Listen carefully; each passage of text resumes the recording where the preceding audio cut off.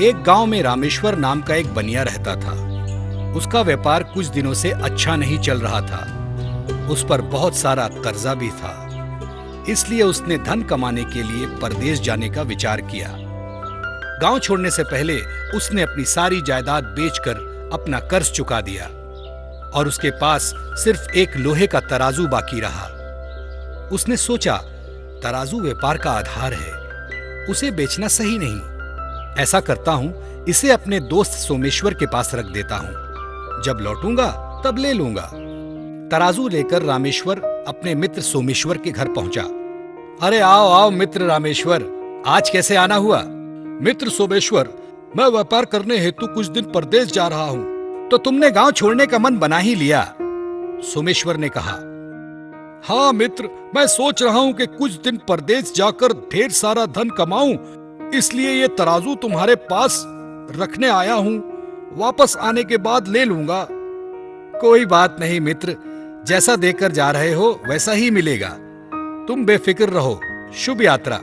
ऐसा सुनकर रामेश्वर दूर परदेश जाने के लिए निकल गया। वहां रामेश्वर ने खूब मेहनत की। ये लो भाई, ये लो, राजस्थानी मशहूर कपड़ा ले लो।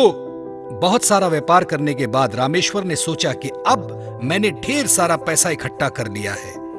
इस धन से मैं अपने गांव में कुछ व्यापार करना चाहता हूं। ऐसा सोचकर वो वापस जाने के लिए तैयार हो गया। गांव पहुंचते ही वो सोमेश्वर के घर गया।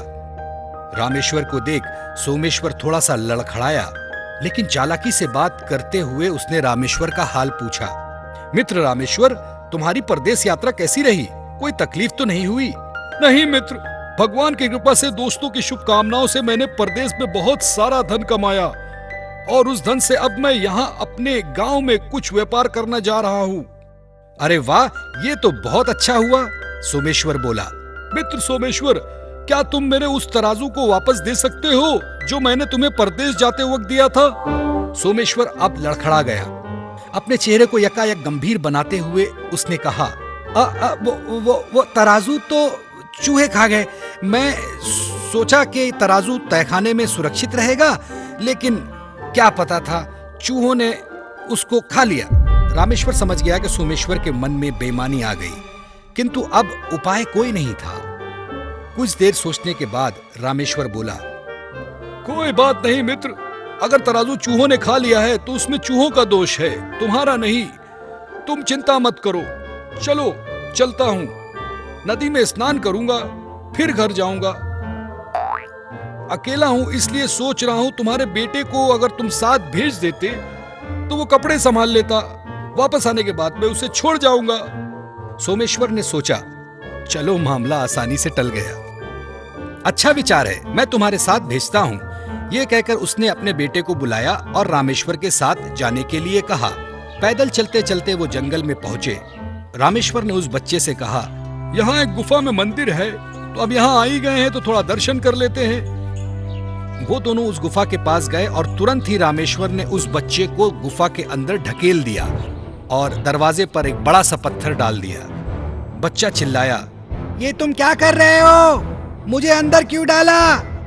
मैंने तुम्हारा क्या बिगाड़ा? रामेश्वर बोला, तुमने नहीं, लेकिन तुम्हारे बाप ने बिगाड़ा है। न्याय तो होके रहेगा। रामेश्वर दौड़ते दौड़ते सोमेश्वर के घर जा पहुंचा। सोमेश्वर ने रामेश्वर को अकेला देख पूछा, मेरा लड़का तुम्हारे साथ गया था, फिर तुम अकेले कैसे आ गए? मेरा बेटा कहाँ है? मित्र सोमेश्वर, मुझे माफ कर दो, तुम्हारे बेटे को चील उठाकर भाग गई।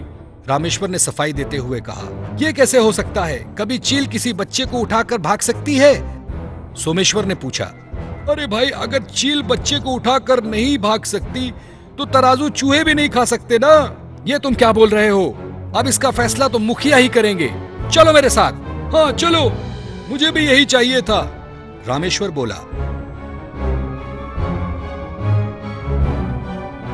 मुखिया के पास जाते ही सोमेश्वर बोला, मुखिया जी, इस रामेश्वर ने मेरा बेटा चुराया है। इसका बेटा इसे दे दो।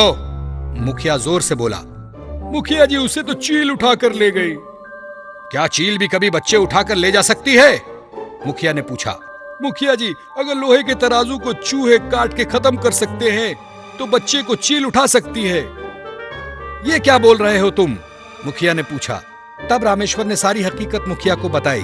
परदेश जाने से पहले मैंने अपना तराजू इस रामेश्वर के पास रखा था। लौट कर आया तो बोला चूहे खा गए। तो अगर लोहे का तराजू चूहे खा सकते हैं तो बच्चे को चील भी उठा सकती है। मुखिया जोर जोर से हंसने लगा। बात तो ठीक है। उसने सोमेश्वर को तराजू वापस देने को कहा। तब सोमेश्वर को अपनी गलती का एहसास हुआ।